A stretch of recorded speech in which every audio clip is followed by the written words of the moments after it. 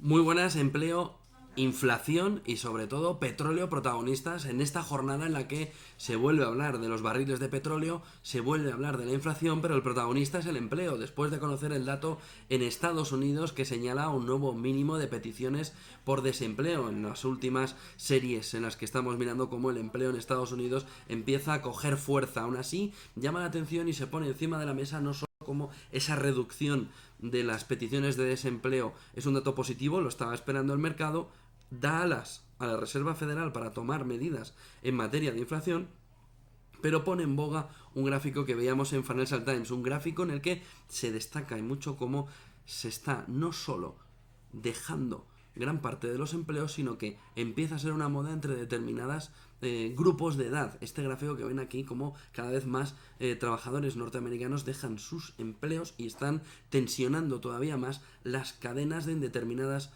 fábricas en determinadas industrias. El empleo es protagonista en Estados Unidos y en el resto del mundo. Estamos en tasas cercanas al pleno empleo, no solo en Estados Unidos, sino también en Europa, aunque hay una parte importante que no termina de arreglarse, que es lo que sucede con determinadas edades, márgenes de edad, donde la tasa de desempleo no termina por bajar. La inflación es el otro gran protagonista de la jornada. Vean en este gráfico cómo se ha comportado la inflación mensualmente, por un lado en la parte de arriba, pero sobre todo como en la parte de abajo pueden ver cómo ha evolucionado en los últimos 12 meses determinados precios en Estados Unidos. Por ejemplo, el crecimiento de la carne ha sido del 24%, el crecimiento de compras en hoteles del 26%, de la gasolina se lleva la palma el 51%, 28% de crecimiento para el gas natural.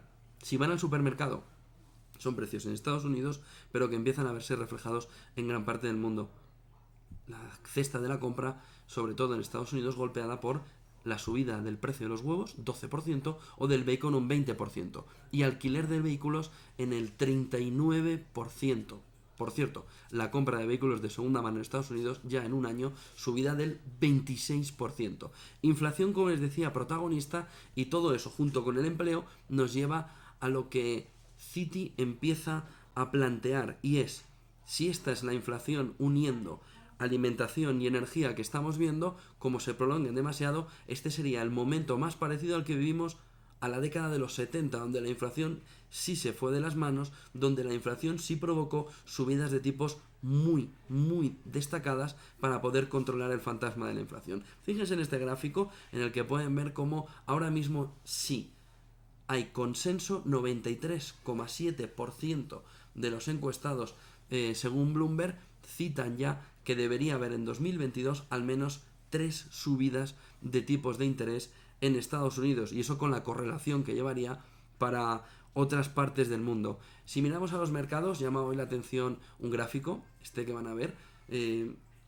La energía es el gran protagonista de la jornada, o lo ha sido durante toda esta jornada, como lo ven, a contracorriente en el SP500 si desglosamos los distintos índices, y ahí vemos una subida del 0,7% frente al financiero, al inmobiliario, al constructor, al industrial o al salud, por ejemplo.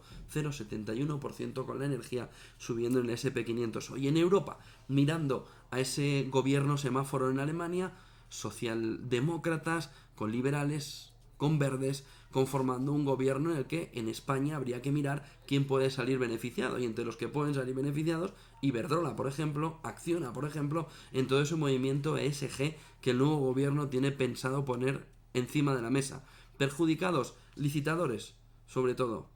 Vamos a ver cómo las constructoras, los que están intentando proyectos en Europa, puedan verse dañados por un frenazo en la parte de licitaciones por el nuevo gobierno alemán. Y el petróleo, aquí tienen el gráfico de lo que ha hecho hoy durante la jornada. El petróleo que se ha mantenido plano, 78,23, después de ver cómo Rusia y Arabia no se iban a quedar quietas. Rusia y Arabia Saudí, que sopesan ya frenar la producción en 400.000 barriles mensuales. En España, mirando al tirón de orejas al gobierno por la política fiscal en los presupuestos, y al tirón de orejas también que le puede llegar a Nadia Calviño después de decir que no necesita la COE para la reforma laboral y que espera que Europa no castigue por eso a los presupuestos generales del Estado que están terminando su tramitación. Y luego el chascarrillo del día, que ha terminado casi en un susto importante, después de ver cómo el consejero delegado de JP Morgan Chase decía que lo único que iba a sobrevivir a China, al Partido Comunista,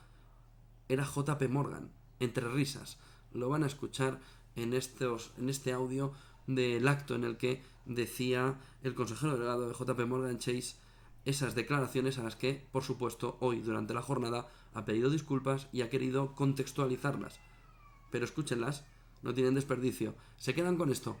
Buen día, buen negocio, buena noche, buen negocio. Mañana nos vemos con todos los detalles en Business Connection a partir de las 7 de la mañana, con este día en el que al final el mercado ha mostrado síntomas de fortaleza, pero donde la inflación, como han visto, sigue siendo uno de los grandes protagonistas, uno de los grandes monstruos junto con el petróleo. Vamos a ver si se consigue calmar. Buenas noches. I made a joke that the Communist Party is celebrating its 100th year. So is JP Morgan. And I'll make you bet we last longer.